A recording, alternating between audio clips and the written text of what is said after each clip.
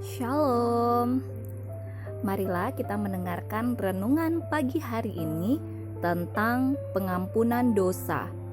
Bacalah Yohanes pasal 3 ayat 14 hingga 18. Kita tahu bahwa kita sudah berpindah dari dalam maut ke dalam hidup, yaitu karena kita mengasihi saudara kita. Barang siapa tidak mengasihi, ia tetap di dalam maut. Setiap orang yang membenci saudaranya adalah seorang pembunuh manusia.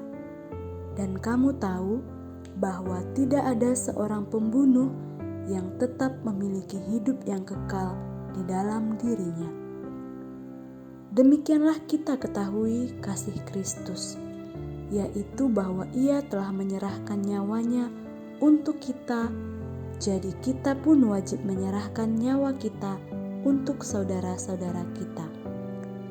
Barang siapa mempunyai harta duniawi dan melihat saudaranya menderita kekurangan, tetapi menutup pintu hatinya terhadap saudaranya itu, bagaimanakah kasih Allah dapat tetap di dalam dirinya?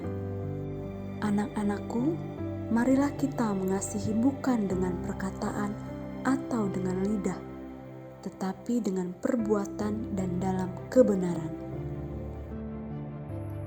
Tentu saja kita tidak benar-benar minum darah atau makan daging.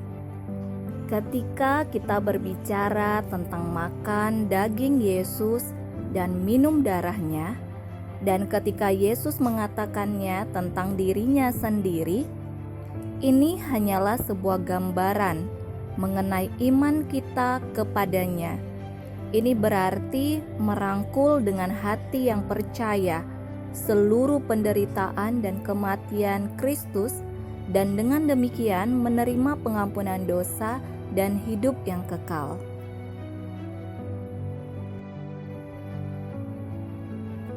Yesus berkata kepada Nikodemus bahwa anak manusia harus ditinggikan. Dia maksudkan bahwa dia akan disalibkan, ditinggikan di atas kayu salib. Dan sama seperti Musa meninggikan ular di padang gurun, kata Yesus, demikian juga anak manusia harus ditinggikan, supaya setiap orang yang percaya kepadanya beroleh hidup yang kekal.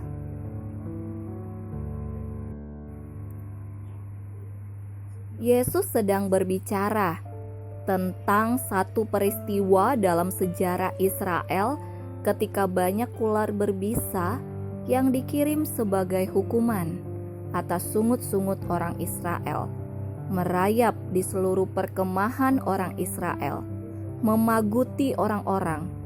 Mereka yang dipagut menjadi sakit karena bisanya dan mati.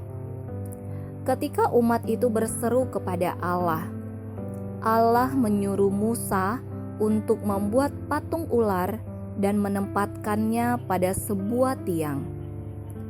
Jika orang yang dipagut ular melihat kepada patung ular itu, orang itu akan hidup. Tetapi jika orang itu berkata, "Itu terlalu mudah, bagaimana mungkin itu bisa menolong?" dan menolak untuk melihatnya, mereka akan mati. Jika mereka mencoba untuk menyembuhkan dirinya sendiri dan menolak untuk melihat patung ular itu, mereka akan mati. Mereka harus percaya kepada obat Allah bagi masalah mereka.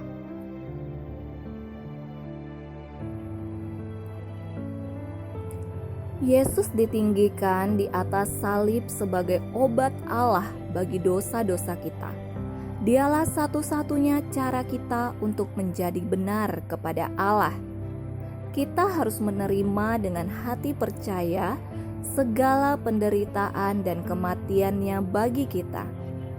Itulah satu-satunya cara kita dapat menerima pengampunan dosa dan hidup yang kekal.